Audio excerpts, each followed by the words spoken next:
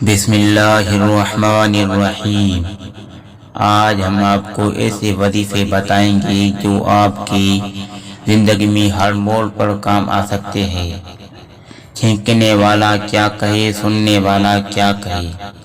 پیارے رسول کریم صلی اللہ علیہ وسلم نے ارشاد فرمایا، کسی کو چھینک آئے تو وہ الحمدللہ کہے، سننے والا یرحمک اللہ کہے، اور جس کے جواب میں چھینکنے والا یہدیکم اللہ ویصلح بالکم کہے۔ کچھ بھی پاس نہ ہو تو نیکی کرنے والے کو کیا دیں۔ رسول اللہ صلی اللہ علیہ وسلم نے فرمایا، جس شخص کے ساتھ کوئی بھلائی کی گئی اور اس نے بھلائی کرنے والے کو جزاک اللہ خیرن، اللہ تعالیٰ تمہیں بہترین بدلہ دے، کہہ دیا، اس نے بھلائی کرنے والے کی پوری تعریف کر دی۔ مصیبت میں انعام پانے والے کون؟ ایسے لوگ جن پر جب کوئی مصیبت آتی ہے تو وہ کہا کرتے ہیں، انا للہ و انا الیہ راجعون۔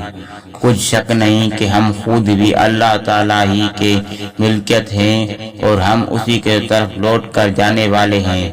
یقیناً ایسے ہی لوگوں پر ان کی رب کی نوازشیں اور رحمتیں، یہی لوگ ہدایت یافتہ ہیں۔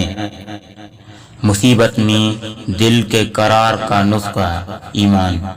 کوئی مصیبت حکم الہی کے بغیر نہیں آتی، البتہ جو شخص مصیبت کے وقت اللہ پر ایمان رکھے، اللہ اس کے دل کو ہدایت نصیب فرما دیتا ہے، اور اللہ ہر چیز کو خوب جاننے والا ہے، ہر تکلیف سے محفوظ۔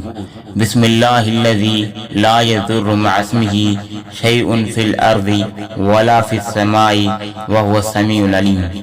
اس اللہ کے نام کے ساتھ جس کے نام کی برکت سے کوئی چیز نقصان نہیں پہنچا سکتی، زمین کی ہو یا آسمان کی، اور وہ خوب سننے والا، خوب جاننے والا ہے۔